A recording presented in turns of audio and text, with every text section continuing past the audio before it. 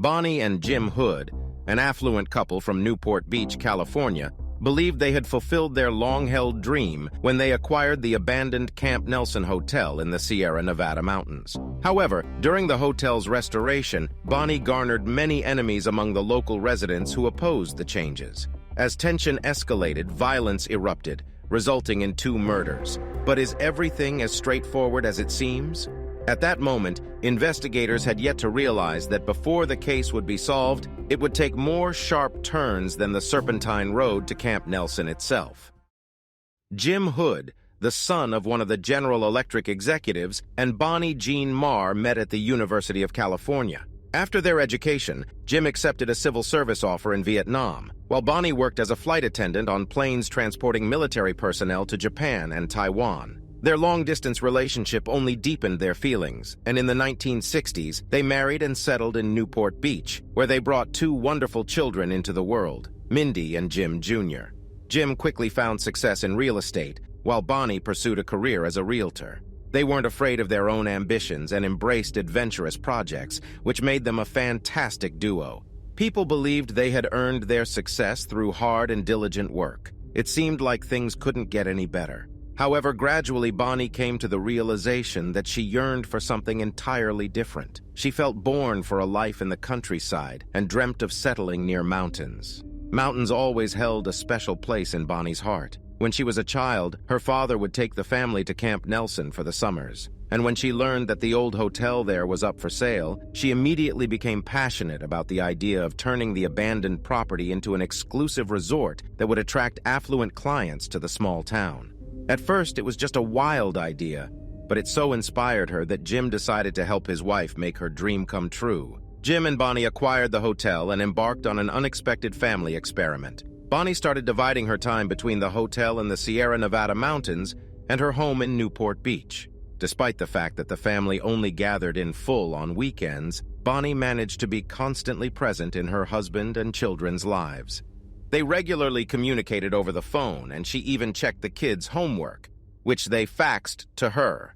It was unconventional, but the spouses wanted each family member to be happy, pursuing what they were passionate about. Bonnie loved taking on challenges, tackling complex projects, and the hotel was one of them. Immersing herself in the work, she was driven, but being an outsider in the town, she had no idea what she had gotten herself into. Soon she clashed with the loggers who were clearing the forest on the hotel's grounds. At that time, logging was a primary source of income for many locals seeking to expand their businesses, but Bonnie stood against the destruction of the beautiful forest. As if this wasn't enough, during a horseback ride through the woods, she stumbled upon a different kind of enterprise, a secretive and highly dangerous one. She came across a clearing being used as a marijuana cultivation site. Bonnie reported her findings to the police. Tensions escalated to the point where Bonnie compiled dossiers on every person she had conflicts with. She simply wanted to mind her own business and thwart the illicit activities and destruction of the pristine forest. However, the locals believed it wasn't her concern, and that she shouldn't be assembling folders of dirt on people she found disagreeable.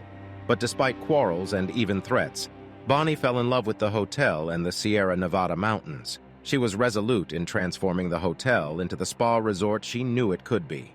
It was a challenging and ambitious project, and Bonnie hired an assistant named Rudy Manuel to help her out. Just 3 years later, with her husband's support, Bonnie was on the brink of opening the exclusive resort when a horrifying crime shattered the Hood family's world.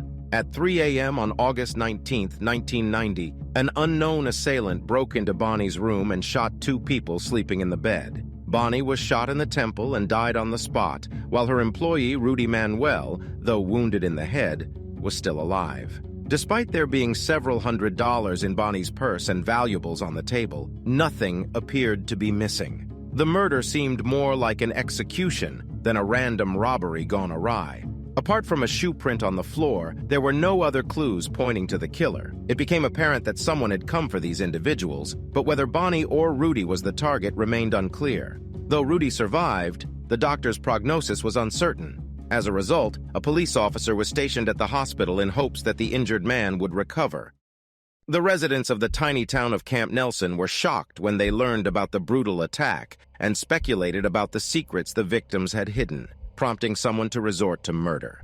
The circumstances in which the victims were found left little doubt that they had crossed the line between friendship and intimacy. Bonnie and Rudy were discovered nearly naked in bed at 3 a.m. Moreover, the autopsy confirmed their intimate relationship. What drove Bonnie to engage in a romantic liaison with her assistant? Rudy was the complete opposite of James Hood. He worked with his hands, was a Native American, dressed casually, was comfortable getting into fights, and was accustomed to working the land rather than in an office. They spent virtually all of their time together during the 5 days of the week and gradually fell in love.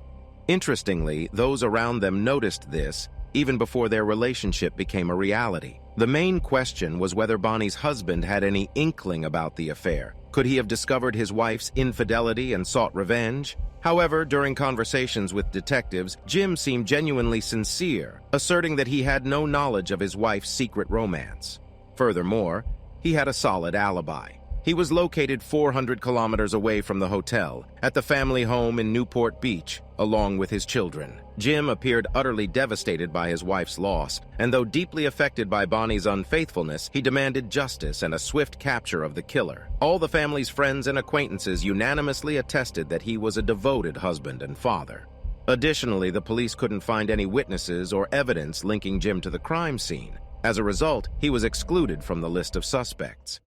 Detectives spoke with Camp Nelson residents and discovered that Bonnie was far from well-liked. She was an unyielding opponent, successfully putting an end to both logging and the sale of illicit substances, actions that involved substantial sums of money. In other words, the victim of the murder was a woman who was vehemently disliked by the locals. However, after conversing with potential suspects, they couldn't find anyone who had acted on their animosity. Therefore, they decided to consider the crime from a different angle. Could it be that Bonnie had become an accidental victim, while Rudy was the intended target? Especially considering his own checkered past and brushes with the law. He had been suspected of assaults and thefts before. Not long before the shooting, he had been accused of stealing from a local landowner who had repeatedly threatened him. However, the landowner also had an alibi, leading to his exclusion from the list of suspects. But then, another possibility emerged. Stories began circulating about a mysterious stranger who appeared in town on the day of the murder. In a tight-knit community where everyone knew each other, an outsider stood out noticeably. Moreover, his appearance was distinctive, a tall, red-haired man with a beard. He entered a bar, drank heavily, and even got into a fight. However, the police had no idea of his identity, nor did they know whether he had any connection to the crime. Perhaps he had ended up in the town by pure coincidence. This was their first lead, and the one person who could help was Rudy. He might have seen the killer before the shots were fired. Rudy spent 2 days in a coma, and the police officers didn't leave his hospital bedside for a moment. Finally, he regained consciousness. Fortunately, he remembered everything and described the man who shot at him and Bonnie. It was a tall, red-haired, bearded man, the stranger that the locals had described. Now the police had a suspect, but he was a phantom, disappearing from the town as quickly as he had appeared. How do you find a person without a name? He had been drinking beer at the bar, which meant he could have left behind fingerprints. However, finding the right bottle in the bar was like searching for a needle in a haystack. Nevertheless, the investigators sent hundreds of bottles to the lab, hoping to find a fingerprint that wouldn't match any of the locals. The chances were slim, but sometimes luck is on the police's side. On one of the bottles, they found a fingerprint belonging to a man with a criminal record. He had a history of getting into fights, using both alcohol and illicit substances, owning weapons, and was likely involved in drug dealing. Rudy identified him from a photo. The enigmatic shooter was named Bruce E. Beauchamp. The police found Bruce at his home in Fontana, California. He didn't even attempt to deny that he had been in the town, even though he could have. He claimed he had come for personal business. Supposedly, he wanted to meet a woman discreetly without his wife's knowledge, but when he couldn't meet her, he drove back. The police were convinced Bruce was lying and that he was the one who shot the 2 victims. A closer examination of his life revealed even more intriguing details. As it turned out, Bruce could have known Bonnie because he had worked as a subcontractor for her husband for several years. However, he insisted it was just a coincidence. According to him, his boss had once mentioned that Camp Nelson was a great place to relax, and he finally decided to see it for himself, which is why he was at the bar that day. He had no dealings with Bonnie, didn't sell her drugs, they weren't in a relationship, and he didn't steal her jewelry. In other words, he had no motive to kill Bonnie. Still, Bruce was charged with first-degree murder. The shoe print found near the crime scene matched a specific brand of sneakers, and investigators found a receipt for the purchase of those exact shoes in Bruce's possession. With Rudy's identification, prosecutors believed they had a solid case against the accused. If convicted, the death penalty awaited him. However, when Rudy took the witness stand, he made a fateful decision to keep one secret. When asked if he had a connection with Bonnie, he answered no, despite the physical evidence to the contrary. He had no reason to lie, and this unexpected turn shook the prosecution. By denying the romantic connection, he cast doubt on all his other statements. And when jurors have issues with the victims, they can easily doubt the guilt of the accused, even if there's no real reason for doubt. That's exactly what happened. The jury found Bruce not guilty. He walked out of the courtroom a free man, although his freedom was short-lived. Nearly a year after Bruce's acquittal, a call came into the rescue service from Jim Hood's office in Fontana. Upon arrival, the police found Bruce Beauchamp's lifeless body on the floor. He had been shot 7 times, and the shooter turned out to be none other than Jim Hood himself. He didn't deny killing Bruce and had called the police himself. However, he claimed that his action had nothing to do with revenge. He said he was defending his life, as Bruce had barged into his office wielding a weapon and attempted to kill Jim, just as he had killed his wife, Bonnie. Friends of Jim mentioned that Bruce had been harassing him with phone calls for a long time, threatening to kill him. So Jim feared for his life and prepared by hiding a pistol in his desk drawer. Jim's lawyers were confident that the court would quickly establish that he acted in self-defense and would set him free. However, things turned out to be not that simple. Bruce might have been a villain, but he was also loved. His wife knew his secrets. She became the main witness for the prosecution and revealed that shortly before her husband's death, she found $10,000 in cash in the house. She demanded explanations from him, and he reluctantly confessed to her that he had killed Bonnie Hood for $50,000, as per her husband's request. But even if the police were willing to believe this, they didn't know Jim's motive. Was the woman killed because of her infidelity? Most likely not. There were rumors that Jim's empire wasn't as strong as he portrayed it, and his wife's dream of building a luxurious spa resort took a lot of money. The hotel cost $700,000, and the renovations were much more expensive than the spouses had anticipated. Although Jim agreed to buy the hotel as a gift for his wife, he was a businessman and believed that such a gift should bring profits, not just drain money from the family budget. On the other hand, Bonnie firmly believed that her husband had the money and continued to spend on her dream as much as she wanted. After her death, Jim received about $400,000 from the insurance, which could have helped solve his problems. But Bruce disrupted his plans. He consulted his lawyer and found out that he couldn't be tried for the same crime twice, so he had nothing to fear. He could publicly claim that he shot Bonnie and Rudy, and they wouldn't even arrest him. So he started extorting money from Jim. According to the prosecution's version, on that day, the men agreed to meet in Jim's office. A friend who drove Bruce to the office recounted that Bruce took out a knife to not appear threatening if Jim called the police. He expected a difficult conversation but couldn't imagine that he would be killed. James shot Bruce twice in the head and chest. As he fell, James fired 3 more bullets into the blackmailer's body, then another 2 shots at close range into his head. After that, he placed the prepared revolver in Bruce's hand. However, no traces of blood were found on the revolver, and the forensic experts concluded that it was placed in Bruce's hand after his death. Moreover, the weapon was found in his right hand, but he was left-handed. However, the prosecution's version had several gaps. Firstly, Bruce's wife, Sharon, couldn't explain what she and her husband had spent the money on for Bonnie's murder and why they couldn't cover their debts. Her husband didn't deposit money into a bank account, and Jim also didn't withdraw such amounts from his account. Even if the woman did see the money, her husband could have lied to her about how he obtained it. Secondly, according to Jim's friends and close ones, he didn't have financial problems. He was building houses worth $8 million each, had personal savings, and right before Bonnie's murder, he bought a new car for his son with cash.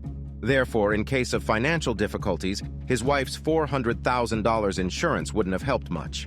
Thirdly, Bonnie kept dossiers on all the local residents with whom she had conflicts.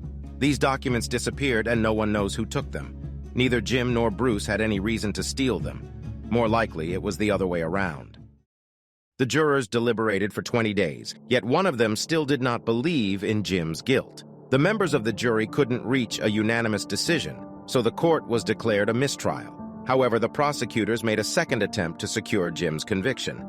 The prosecutor corrected his mistakes and did not attempt to prove the motive for the murder. He didn't mention Bonnie's murder, but instead presented the evidence. Additionally, during the second trial, Jim altered his testimony slightly, prompting an unexpected move from the prosecutor. He called the jurors from the first trial as witnesses, and they testified that Jim had lied. In the second trial, Jim Hood was convicted of Bruce's murder.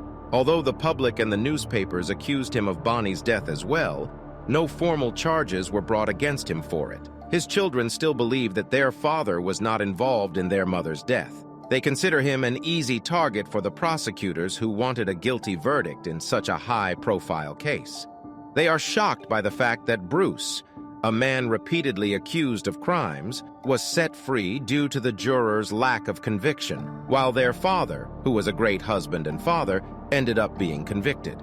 The irony of this case lies in the fact that if Bruce had been convicted, he would be alive today. However, his acquittal led to his death, which in turn resulted in Jim's conviction.